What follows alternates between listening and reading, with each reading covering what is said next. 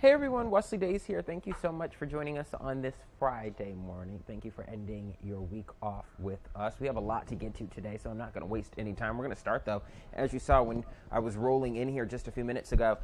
We're starting with some breaking news right now out of Chicopee. If you were able to catch our show this morning, you would have been able to hear that two people were left out of their home after a fire on Durant Street. Take a look at what our Western Mass News crews captured just as we arrived at that house. You can see how big of a response it was. This call came in shortly around 3:30 this morning. Just a short time later, fire crews were on the scene, and when firefighters arrived, there were flames shooting out of the roof.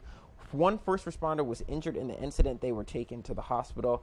It's unclear at this hour how or when that fire started. So far, they are investigating that incident, and we will bring you the latest as we know it. If you want more details on that, you can head over to our website at westernmassnews.com. But we thought we should start off with that before we get to the outdoors right now, which we're super excited. It's really sunny. It's better than what we saw yesterday.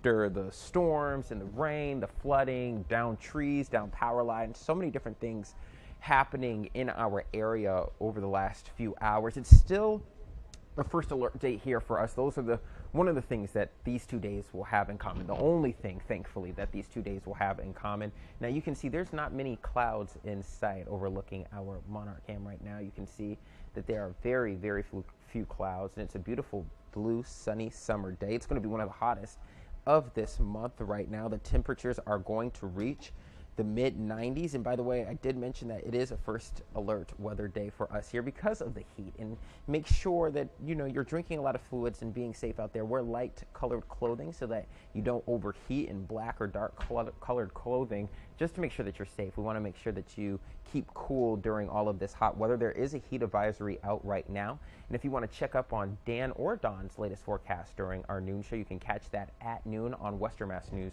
at ABC 40, or on ABC 40, I should say. Now, back to your news now. We're following another fire in our area. I live down the road. I saw what happened here, and I noticed there was in the area right now. Excuse that for a quick moment.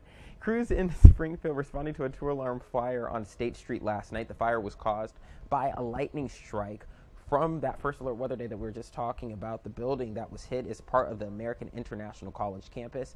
In a statement, the college says no students, faculty, or staff were inside at the time of the fire, thankfully. So far, no injuries have been reported. All right, now from more flooding-related news at this hour, we're going to be talking about farm relief. We're still getting answers at this hour about when that money is coming to our area to help those farmers and farms that were struggling over the last few weeks of heavy flooding. Now, things seem to be heading in the right direction when it comes to that relief money from the state.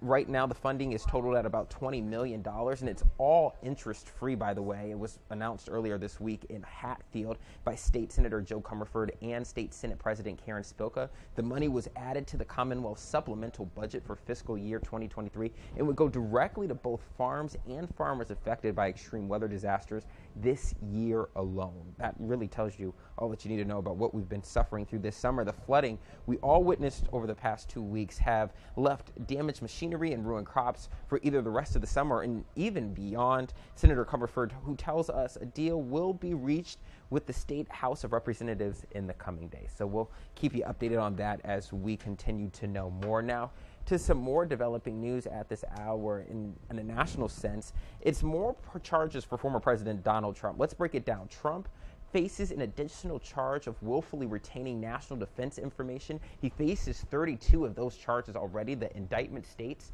Trump was in possession of a document concerning military activity in a foreign country.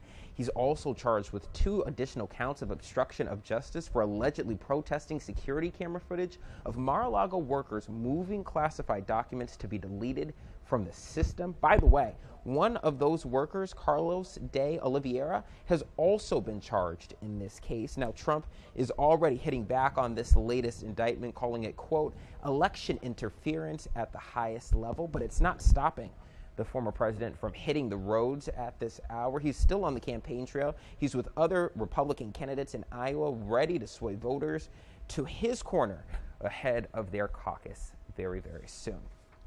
All right, now, our last story today, it's a little heartbreaking for me right now because I am such a big fan of the Emmys.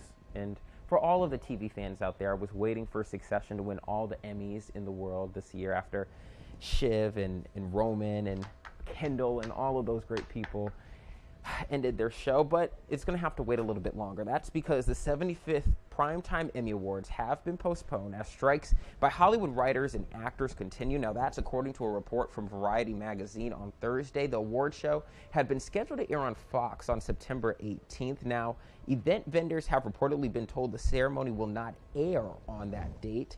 This comes as Hollywood productions drastically slowed down as the Writers Guild of America went on strike on May 2nd. Nearly all remaining productions stopped after SAG-AFTRA began a strike on July 14th, making it the first time Hollywood writers and actors have been on strike simultaneously since the 1960s. All right, let's take one more look outside at this hour before I let you go from our MGM Skycam now. It's beautiful outside. It's literally beautiful. We hope that you enjoy the rest of your day, but be mindful. Once again, as I said, it's a first alert weather day, and keep yourself cool. It's going to get to the mid-90s, as I said prior, and you can check out Dan's latest forecast on our app and online at westernmassnews.com. And don't forget, the weather app is also there for all of the latest on our weather forecast. Every day as you get out the door, or even as you're continuing your day, you can go to Western Mass News First Alert Weather app wherever you get your apps. Well, that does it for us for the rest of this week. We'll see you back here on Monday for our latest streamcast, and we can't wait to see you soon. I'm Wesley Days. I'm about to get out of here and enjoy my Friday. I hope you do the same. We'll see you then. Bye, everyone.